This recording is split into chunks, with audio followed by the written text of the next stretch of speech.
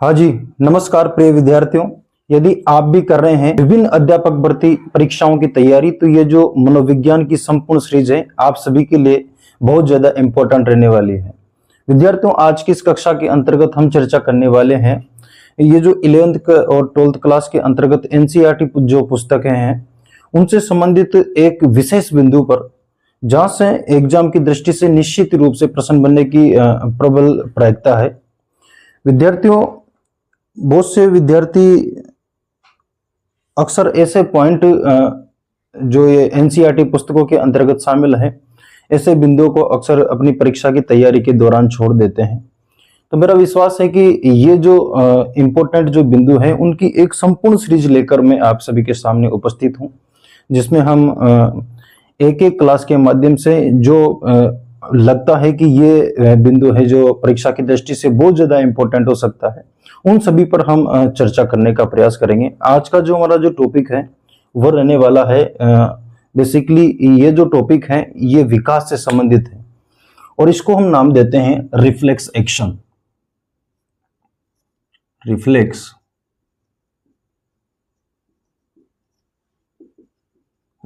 Action. Reflex action से हमारा जो अर्थ होता है ये होता है प्रतिवर्त क्रियाएं। रिफ्लेक्स एक्शन, प्रतिवर्ती क्रियाएं। आइए समझते हैं कि ये जो प्रतिवर्ती क्रियाएं हैं इनका मूल कॉन्सेप्ट क्या है। बेसिकली प्रतिवर्ती क्रियाएं होती क्या है? प्रतिवर्ती क्रियाएं अर्थात एक्शन एक ऐसी क्रियाएं जो सहज रूप से एक बालक के द्वारा की जाती है। अब एक छोटे बच्चे के द्वारा जितनी भी प्रकार की सहज रूप से, स्वाभाविक रूप से जितनी भी प्रकार की क्रियाएं की जाती है उन्हें हम प्रतिवर्ती क्रियाओं की श्रेणी के अंतर्गत रखते हैं। प्राय इनका संबंध मुख्यतः देखा जाता है कि इनका संबंध गामक क्रियाओं से है। इनका संबंध हम शारीरिक विकास से लेते हैं, गामक विकास से लेते हैं। इसके अंतर्गत बहुत सारे विकास शामिल होते हैं।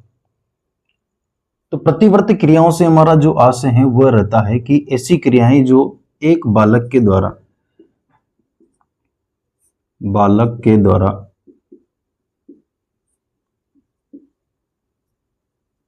सहज रूप से की जाती है। सहज रूप से की जाती है। सहज रूप से हमारा आशय है कि ऐसी क्रियाएं जो बिल्कुल स्वाभाविक होती है, इस एक बच्चे के स्वभाव में होती है। फिर चाहे वो रोना हो, या फिर एक बच्चे का हंसना हो, या फिर चलना हो। जैसे इसके अंतर्गत हम विभिन्न प्रकार के एग्जाम्पल देख सकते हैं, जैसे एक बच्चे का रोना है, एक बच्चे का हंसना है, गुस्सा करना है, क्रोध करना है। ये सब प्रकार के जो प्रतिवर्त हैं, आज ये जो प्रतिवर्त हैं इन्हीं पर हम चर्चा करने वाले हैं। तो ये जो प्रतिवर्ती क्रियाओं के बारे में आपने समझा कि एक बच्चे के द्वारा, एक बालक के द्वारा शैशवावस्था या बाल्यावस्था के दौरान जो इस प्रकार के प्रतिवर्त हमें देखने को मिलते हैं, जो सहज रूप से जो एक्शन लिए जाते हैं, जो क्रियाएं की जाती है, उनको हम कहते हैं प्रतिवर्ती क्रियाएं। अब ये जो आपकी एनसीईआरटी की पुस्तक है साइकोलॉजी की 11th क्लास की, इसके अंतर्गत ये जो रिफ्लेक्स एक्शन नाम से ये जो बिंदु है, प्रतिवर्ती क्रियाएं हैं, ये मुख्यतः 4 प्रकार की क्रियाओं का वर्णन यहाँ इस पुस्तक के अंतर्गत किया गया है। और ये जो 4 प्रकार की जो क्रियाएं हैं, जिसके अंतर्गत सबसे पहले हम जानने वाले हैं, पहले प्रकार की जो क्रिया है इसको हम नाम देते हैं रूटिंग। अगली जो क्रिया है इसको हम नाम देते हैं मोरो। और एक और क्रिया है जिसको हम नाम देंगे पकड़ना। और लास्ट में एक और ऐसा रिफ्लेक्स एक्शन के बारे में आपकी पुस्तक में वर्णन है जिसे हम नाम देते हैं बेबिंस्की।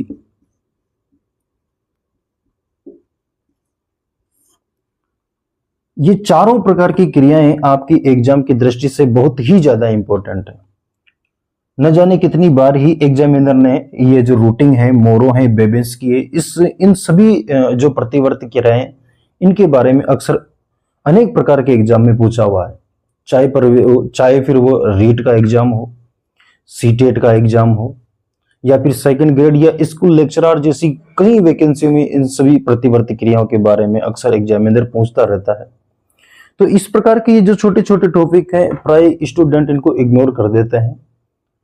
तो आप इन सभी टॉपिकों को कंसेप्ट के आधार पर समझने का प्रयास करें कि वास्तव में ये जो रूटिंग है, मोरो है, पकड़ना, बेबिंस, किस प्रकार की बहुत सारी जो प्रतिवर्ती क्रियाएं हैं। बेसिकली हम आज यहाँ इन चारों प्रकार की क्रियाओं पर चर्चा करने वाले हैं। तो हम एक एक क्रियाओं को समझते हुए आगे बढ़ते हैं। दोस्तों, जो सबसे पहली जो प्रतिवर्ती क्रिया है वह है रूटिंग। आइए, ये रूटिंग जो प्रतिवर्ती क्रिया है इसका अर्थ क्या है, ये प्रतिवर्ती क्रियाएं एक बच्चे में किस प्रकार से प्रदर्शित होती है उसको हम समझने का प्रयास करते हैं। विद्यार्थियों, आपने अपने दैनिक जीवन में, आपके जीवन में जो छोटे बच्चे हैं उनको तो जरूर देखा ही होगा। छोटे बच्चे शिशुअवस्था के दौरान बड़े ही खूबसूरत नजर आते हैं। जब एक घर में छोटा सा बच्चा यदि हल्का सा यदि हमारी तरफ यदि मुस्कान दे दे तो हमें बड़ा ही आनंदित वो क्षण होता है हमारे लिए। तो प्राय रूटिंग जो प्रतिवर्ती क्रियाएं हैं एक बिल्कुल छोटे बच्चे से संबंधित है, और इसका जो समय रहता है रूटिंग प्रतिवर्ती क्रिया का, लगभग एक बच्चा जब 3 माह का होता है तो 3 माह के दौरान ही ये जो रूटिंग प्रतिवर्ती क्रियाएं इस प्रकार की क्रिया को एक बच्चा दर्शाता है। अब रूटिंग क्या होता है इसको समझने का प्रयास करें कि जब आप एक छोटे बच्चे के गाल को जैसे ही अपने हाथ से छूते हो, तो जैसे ही उसके गाल को छूते हो तो वो जो छोटा बच्चा है, जैसे ही आपने उसके गाल को अपने हाथ से छुआ, तो हम यदि इस हाथ से उसके गाल को छू रहे हैं तो उसका जो पूरा का पूरा ही सिर है वो उधर ही उस हाथ की तरफ ही घूम जाता है। तो कहने का अर्थ यह है कि जब एक छोटा बच्चा इस प्रकार का एक्शन करता है, इस प्रकार की क्रिया करता है, तो उसको हम नाम देते हैं रूटिंग। अर्थात जैसे ही आप एक छोटे बच्चे के गाल को अपने हाथ से छूते हो तो वो जो छोटा बच्चा है उसका जो गाल है, उसका जो सिर है, पूरा का पूरा ही सिर आपके हाथ की तरफ घूम जाता है। और एक बच्चा इस प्रकार के एक्शन करने लगता है कि जैसे वह अनेक प्रकार से मुंह खोलता है, कभी किस प्रकार से मुंह खोलने का प्रयास करता है। तो ये जो प्रतिवर्त हैं, ये जो रिफ्लेक्स हैं, इस प्रकार का जो एक्शन है उसको हम एक और नाम देते हैं रूटिंग। अर्थात रूटिंग के अंतर्गत हम ये लिख सकते हैं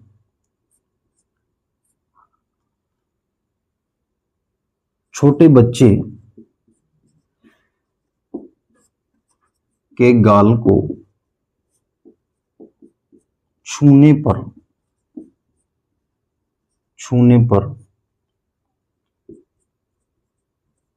सिर को घुमाना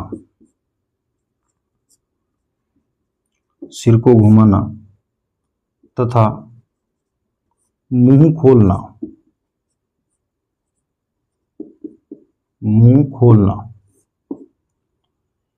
और इस प्रकार का जो एक्शन होता है, इस प्रकार की जो प्रतिवर्त हमें देखने को मिलता है एक बच्चे के अंतर्गत, उसी को हम नाम देते हैं रूटिंग। और ये जो एनसीईआरटी की पुस्तक है, इस पुस्तक में इस रूटिंग का जो विकास का क्रम बताया गया है, वो विकास का क्रम प्राय ये देखा जाता है, अर्थात ये जो रूटिंग प्रतिवर्त है इसका विकासात्मक क्रम जो होता है वो लगभग ये माना गया है कि ये 3 माह का जो शिशु होता है, जो बच्चा होता है, वो प्राय इस प्रकार का एक्शन तो करता है, लेकिन जैसे वो धीरे धीरे 3 से लगभग 6 माह का होता है तो ये जो रूटिंग नामक प्रतिवर्त है ये धीरे धीरे क्या होता है, विलुप्त होता जाता है। धीरे धीरे क्या हो जाता है, विलुप्त हो जाता है। तो आप प्राय ये जो पहला जो प्रतिवर्त है रिफ्लेक्स एक्शन, इसके बारे में आप समझ गए होंगे कि जब एक छोटे बच्चे के गाल को जैसे ही हम छूते हैं तो जो छोटा बच्चा है, तो जिस हाथ से हमने उसके गाल को छुआ है, चाहे इस हाथ से उस बच्चे के गाल को छुआ है, तो उसका जो पूरा का पूरा ही सिर है वो उस साइड में घूम जाता है। और एक जो छोटा बच्चा है वह अनेक प्रकार से अपने मुख को खोलने का प्रयास करता है। तो इस प्रकार का जो एक्शन होता है एक छोटे बच्चे के द्वारा, इस प्रकार का जो प्रतिवर्त होता है उसको हम नाम देते हैं रूटिंग। आगे हम समझते हैं एक और जो रिफ्लेक्स एक्शन है, एक प्रकार की और जो प्रतिवर्त क्रिया है उसके बारे में, और इसको हम नाम देते हैं मोरो।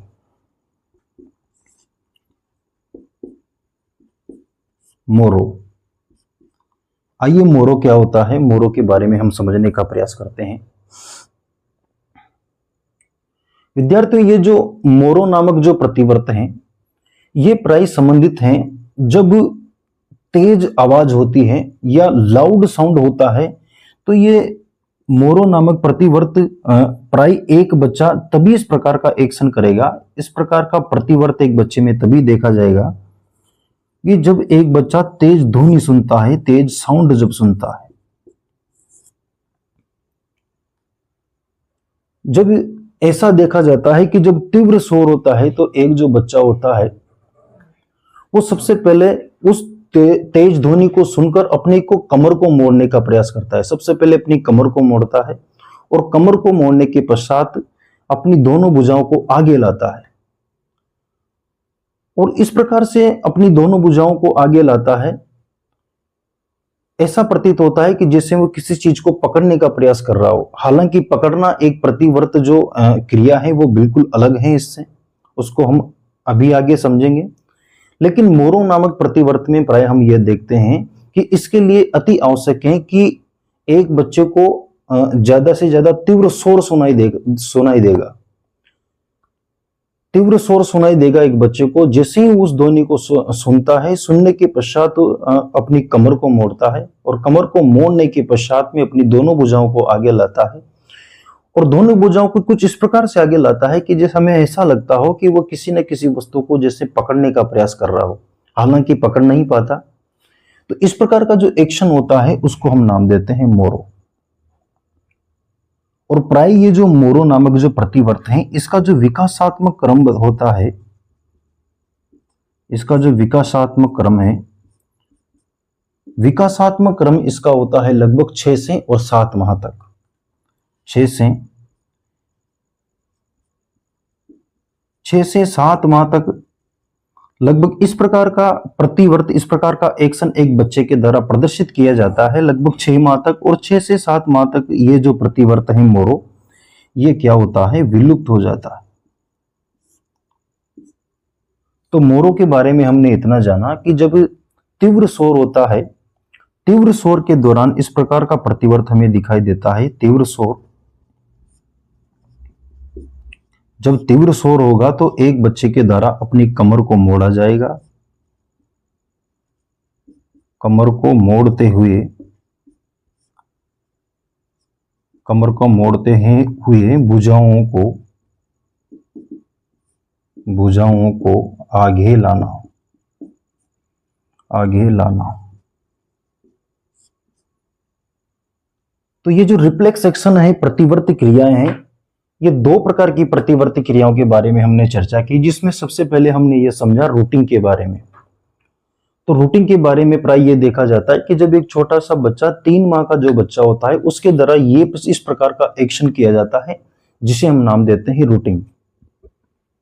अर्थात जब एक छोटे बच्चे के गाल को जैसे ही हम छूते हैं तो जो बच्चा है, बच्चा जिस हाथ से हमने उसके गाल को छुआ है वो उसी साइड में अपने सिर को घुमा लेता है और अनेक प्रकार से अपने मुख को बनाता है, अनेक प्रकार से मुख को खोलता है। और इस प्रकार का जो एक्शन एक बच्चे के द्वारा किया जाता है उसे हम नाम देते हैं रूटिंग। और लगभग ये जो रूटिंग नामक जो प्रतिवर्त है, इसका विकासात्मक क्रम 3 से 6 माह तक, 3 माह का एक बच्चा इस प्रकार के एक्शन को करता है। और ये जो धीरे धीरे हम ऐसा देखते हैं कि जैसे बच्चा 3 से 6 माह की अवस्था के बीच में होता है तो ये रूटिंग नामक प्रतिवर्त धीरे धीरे विलुप्त होता हमें दिखाई देता है। आगे हमने समझा मोरो के बारे में कि ये जो मोरो है, मोरो नामक प्रतिवर्त हमेशा ही आपको लाउड साउंड के अंतर्गत देखने को मिलेगा एक बच्चे के अंतर्गत। प्राय इसके अंतर्गत ऐसा देखते हैं कि जब तीव्र शोर होता है तो बच्चा उस ध्वनि को सुनकर और अपनी कमर को मोड़ते हुए अपनी भुजाओं को आगे लाता है। कुछ इस प्रकार से लाता है कि मैं इस प्रकार से प्रतिवर्त हो कि जैसे किसी को पकड़ने का प्रयास कर रहा हो, हालांकि पकड़ नहीं पाता। तो इस प्रकार के एक्शन जब एक बच्चे के द्वारा किया जाता है, इस प्रकार की क्रिया एक बच्चे के द्वारा की जाती है तो उसे हम नाम देते हैं मोरो। और इसका जो विकासात्मक क्रम प्राय हम देखते हैं लगभग 6 से 7 माह के बीच में ये मोरो नामक जो प्रतिवर्त है ये विलुप्त हो जाता है। आगे हमारी ये जो एनसीईआरटी की पुस्तक है, एनसीईआरटी की जो 11th क्लास की जो पुस्तक है साइकोलॉजी की, उसके अंतर्गत प्रमुख 4 प्रकार के ये प्रतिवर्त दिए गए हैं, जिसके अंतर्गत सबसे पहले हमने समझा रूटिंग के बारे में, अगला हमने जाना मोरो के बारे में। 2 और प्रतिवर्त ऐसे शामिल हैं इसी पुस्तक में वर्णन है उनका, जिसको हम नाम देते हैं पकड़ना और बेबिंस्की। आइए इनके बारे में हम समझते हैं। विद्यार्थियों, अगली जो क्रिया है उसको हम नाम देते हैं पकड़ना। आइए ये जो प्रतिवर्त है पकड़ना, इसके बारे में हम समझने का प्रयास करते हैं कि एक बच्चे के द्वारा ये जो पकड़ना जो प्रतिवर्त है, इस प्रकार का जो एक्शन है वो किस प्रकार से प्रदर्शित किया जाता है। बिल्कुल आप आसान भाषा में समझने का प्रयास करें कि ये जो इस प्रकार के प्रतिवर्त हैं वह हम एक बच्चे के विकास के दौरान किस प्रकार से देखते हैं।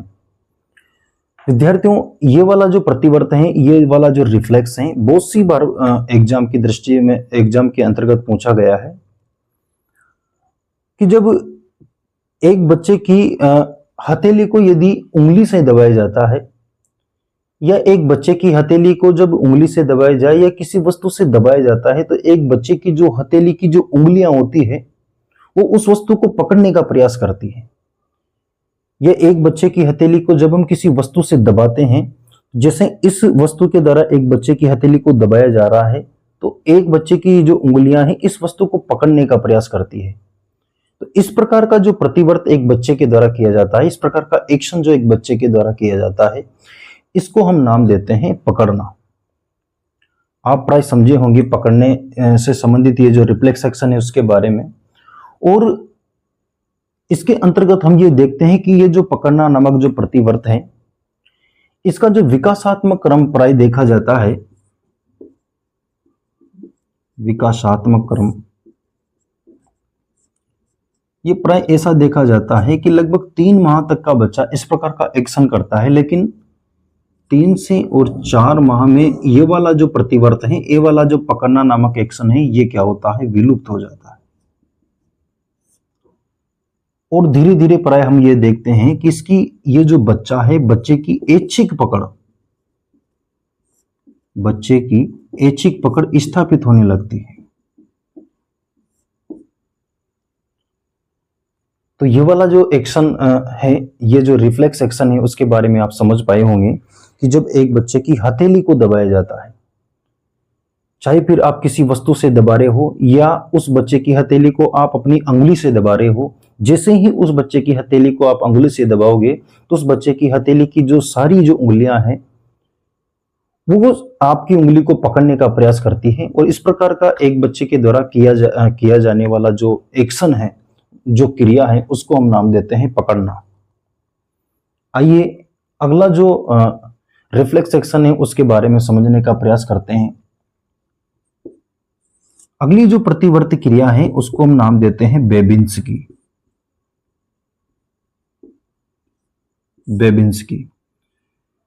बड़ा ही पॉपुलर, सबसे ज्यादा प्रचलित रिफ्लेक्स एक्शन है बेबिंस्की। न जाने कितने ही एग्जामों में ये वाला जो प्रतिवर्त है इसके बारे में एग्जामिनर ने पूछा हुआ है। हम यहाँ पर उन्हीं बिंदुओं के बारे में चर्चा कर रहे हैं जो एग्जाम की दृष्टि से बहुत ज्यादा इंपॉर्टेंट रहने वाले हैं। आइए विद्यार्थियों की ये बेबिंस्की नामक जो प्रतिवर्त है एक बच्चे के द्वारा किस प्रकार से प्रदर्शित किया जाता है, इसको हम समझने का प्रयास करते हैं। इससे पहले हमने समझा पकड़ने से संबंधित। पकड़ने के अंतर्गत हम प्राय एक बच्चे के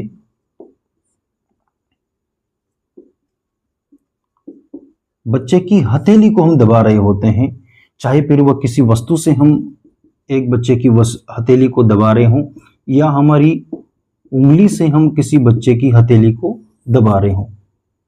लेकिन बेबिंस्की के अंतर्गत प्राय हम ये देखते हैं कि आपने बहुत सी बार देखा होगा कि जब एक बच्चा जैसे लेट रहा है, जैसे सो रहा है, तो जब जैसे ही एक बच्चे के पैर के तलवे को हम जैसे ही ठोकते हैं या पैर के तलवे पर जैसे ही हम हमारी उंगली को रखते हैं, तो ये जो बच्चे का जो पैर है उसकी जो उंगलियां हैं वो कभी आगे की ओर झुकती है और कभी पीछे की ओर झुकने लग जाती है। तो प्राय इस प्रकार की ये जो क्रिया है इसको हम नाम देते हैं बेबिंस्की। और ये जो बेबिंस्की नामक जो प्रतिवर्त क्रिया है इसका विकासात्मक क्रम प्राय ये देखा जाता है, विकासात्मक क्रम कि इस प्रकार का जो एक्शन एक बच्चा करता है वो लगभग 7 या 8 माह तक इस प्रकार का एक्शन दोहराता है। ये इस प्रकार का विकासात्मक क्रम इसमें ये देखते हैं कि लगभग 8 से और 12 माह के बीच में ये वाला जो ये जो रिफ्लेक्स एक्शन है ये धीरे धीरे क्या होता है, विलुप्त होने लगता है, विलुप्त हो जाता है। तो 2 प्रकार के रिफ्लेक्स एक्शन के बारे में हमने समझा, जिसमें सबसे पहले हमने ये जाना कि पकड़ना जो प्रतिवर्त है, पकड़ना नामक प्रतिवर्त में एक बच्चे की हाथ की हथेली को किसी वस्तु या उंगली से जैसे ही दबाते हैं तो उस बच्चे का जो हाथ की जो ये जो उंगलियां हैं उस वस्तु या अपनी किसी उंगली को पकड़ने का प्रयास करती है। तो इस प्रकार का जो प्रतिवर्त है उसको हम नाम देते हैं पकड़ना। और अगला जो रिफ्लेक्स एक्शन है जिसके बारे में हमने ये जाना, बेबिंस्की के अंतर्गत एक बच्चे के पैर के तलवे को दबाया जाता है। तो ये जो पैर की जो उंगलियां हैं वो कभी आगे की ओर झुकती है और कभी पीछे की ओर झुकना शुरू कर देती है। तो इस प्रकार के एक बच्चे के द्वारा जो किया जा रहा है जो प्रतिवर्त जो एक्शन है इसको हम नाम देते हैं बेबिंस्की। तो ये प्रमुख रूप से 4 प्रकार के प्रतिवर्त जिनके बारे में हमने बारी बारी से समझा। सबसे पहले हमने ये जाना रूटिंग के बारे में। रूटिंग के अंतर्गत एक बच्चे के गाल पर जैसे ही हाथ लगाया जाता है, जैसे ही बच्चे की गाल को छूते हैं तो पूरा का पूरा सिर ही उसी साइड में घूम जाता है और बच्चा अनेक प्रकार से मुंह को खोलने का प्रयास करता है। ये वाला जो पहला जो रिफ्लेक्स एक्शन है इसको हम नाम देते हैं रूटिंग। अगला हमने जाना मोरों के बारे में। मोरों का संबंध प्राय तेज ध्वनि से ही, तेज साउंड से ही। जैसे ही तेज साउंड होगा तो एक बच्चा अपनी कमर को मोड़ते हुए दोनों भुजाओं को आगे लाता है और हमें ऐसा महसूस होता है कि जैसे बच्चा किसी वस्तु को पकड़ने का प्रयास कर रहा हो, हालांकि वो पकड़ नहीं पाता है। इस प्रकार की क्रिया को हम मोरो नाम देते हैं। और अगले जो रिफ्लेक्स एक्शन है पकड़ना और बेबिंस्की के बारे में हमने जाना कि एक बच्चे की हथेली को जैसे ही किसी वस्तु या उंगली से दबाया जाता है तो ये बच्चे की हथेली को जैसे ही किसी वस्तु उंगली से दबाया जाएगा तो हथेली की सारी उंगलियां उस वस्तु या उंगली को पकड़ने का प्रयास करती हैं। तो इस प्रकार का जो एक्शन है इसको हम नाम देते हैं पकड़ना। और प्राय हम ये देखते हैं कि लगभग 3 से 4 माह के बीच में इस प्रकार की क्रिया धीरे धीरे विलुप्त होने लगती है और एक बच्चे की ऐच्छिक पकड़ स्थापित होने लगती है। इसे हम नाम देते हैं पकड़ना। अगला हमने समझा बेबिंस्की के बारे में। बेबिंस्की के बारे में प्राय हम यह देखते हैं कि बच्चे के जो पैर का जो तलवा होता है, पैर का तलवा, इसे किसी वस्तु के द्वारा या किसी उंगली के द्वारा दबाया जाता है।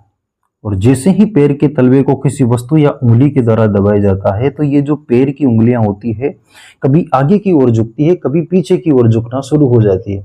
तो इस प्रकार के एक बच्चे के अंतर्गत जो देखी जा रहे जो प्रतिवर्त हैं, जो रिफ्लेक्स हैं, उनको हम नाम देते हैं बेबिंस्की।